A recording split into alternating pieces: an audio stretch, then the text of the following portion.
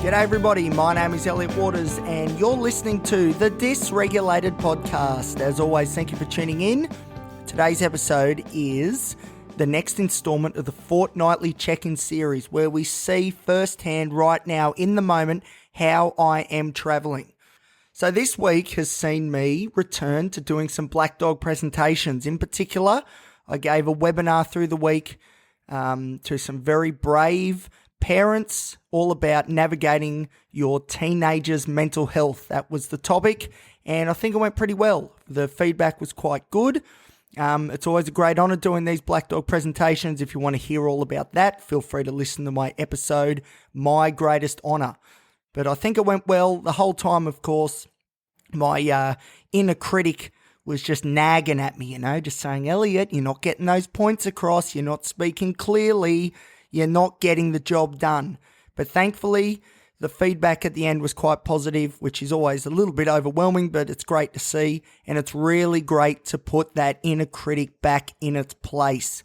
So if you are one of the people who were in the audience of this webinar who's listening to the podcast right now, can I just say a big welcome to the show and thank you for the support. It means the world to me. My original plan was to actually record this particular webinar and then post it here on the podcast. But unfortunately, again, my anxiety around doing a poor job, that inner critic, got the upper hand. But I promise soon, because I do talk about these Black Dog presentations a lot and they are brilliant.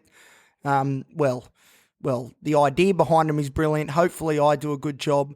And one day I will upload it to the podcast and you can assess it for yourself. But remember, only positive feedback, please.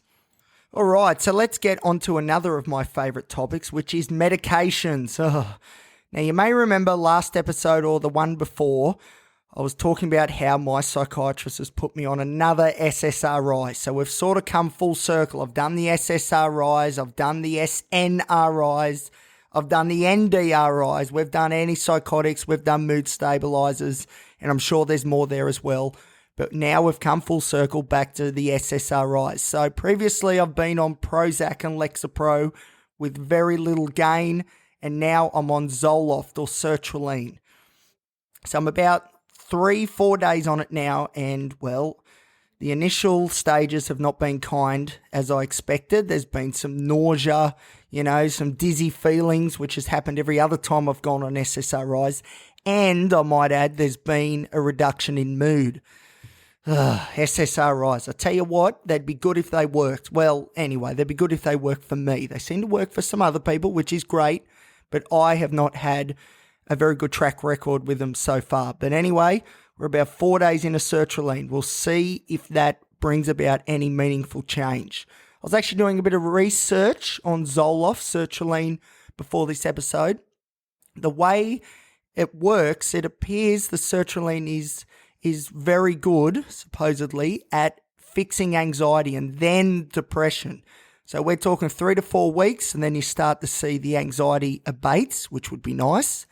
And then another 6 to 8 weeks before the depressive symptoms start to resolve themselves. So it is very early days, 4 days. We're looking at least 4 weeks until we see what we're at or where we're at. And then another possible 4 weeks after that to see if my depressive symptoms start to recede a bit, which would be amazing.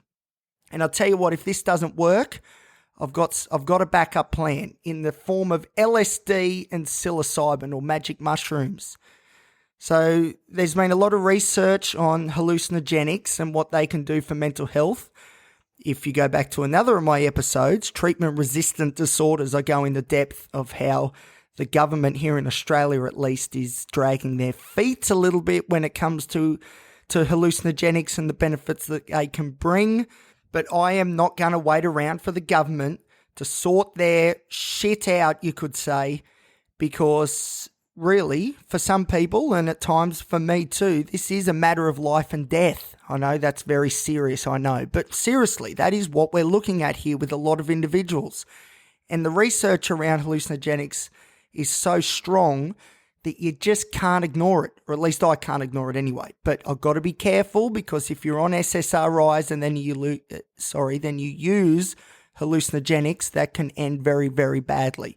But I am hoping, my wish is that sertraline will do the job and there'll be no need to look at going down the hallucinogenics path.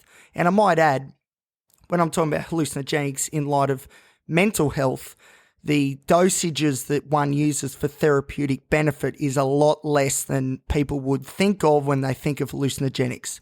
So a lot of research, the way it's administered is done in a way that is conducive to mental health outcomes and not necessarily recreational use. So I just want to make that point clear. What else has been happening? Well, since I started the SSRI, like I said, my mood has plummeted. So a week or two ago, I've started taking this new supplement. It's called Tomcat Alley. And the whole point of it was to boost my natural reserves of testosterone, which I believe are a bit low. Now, as you may be aware, I'm single, I know. Shock horror. How on earth is Elliot single? Well, there's an episode coming about that. But anyway, so I thought, right, we've got to be in the game. Let's try and maximize our testosterone. I'm going back to the gym. I'm trying to do the right things. What happened, though, was that my mood got elevated. All of a sudden, things weren't as bad anymore. There was a bit of clearing of the clouds and I could see a bit clearer. Was this the Tomcat Alley or is this the fabled placebo effect? Not sure, but I do know once I started the sertraline, even if it was a placebo effect, it disappeared quite quickly. So that's very disappointing. But anyway, you know me, I'm going to try bloody everything. So stay tuned because I think there's a bit more of this story yet to run. And it should be noted as well that it is normal, or at least very common, that when you first start an antidepressant that your mood may drop. And when I say it plummeted, it hasn't plummeted that much, but it definitely knocked off the edge of either the Tomcat Alley effect or the placebo, which is a bit of a shame. But that's all right. That's all right. We're in this for the long haul. We're playing the long game. So we will see in the next couple of weeks how we go. Another thing I've decided over the last fortnight is that, or at least I've discovered, is that I am not doing what I set out to do in the episode New Year, New Me. Yes, I am doing a lot of promotion of the episodes that have gone by, but I'll tell you what, they're really, really good. So go listen to them, please. Remember, every download of this podcast is a shot of dopamine for me. So you're doing it for me. Anyway, in that episode, I did say that I wanted to do more living. Instead of just working all the time, whether it be studying or employment, I wanted to actually do some enjoyable things in life again. And so far, I've done none of that. I have not achieved that goal at all. But very soon, I've decided I'm going camping. Even if I have to go on my own, I will. So there's a good book called Lost Connections by Johan Hari, and it is all about, well, there's a few reasons why I like this book. One of them is because it rubbishes antidepressants, but also because it really promotes this idea of connecting with other people and connecting with the world, nature. So I'm going to go back to nature. I'm going to go camping. So hopefully soon I'll be doing an episode from the bush somewhere in Western New South Wales or somewhere else in Australia, and I'll be at peace with the world. So that's coming up. Get excited for me to finally go on a bit of a holiday.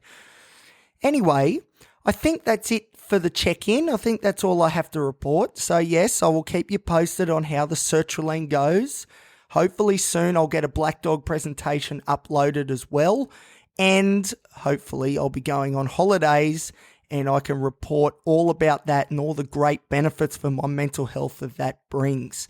All right, that's it. Bit of a short one today. It's a bit late here in Newcastle as I'm recording, and the olanzapine quetiapine double is about to allow me to drift off to sleep, so I better sign off before I start dribbling everywhere. Thank you for supporting the podcast. Remember, if you are enjoying it, please like, subscribe, and share it around with your mates. And until next time, I'm Elliot Waters. See you then.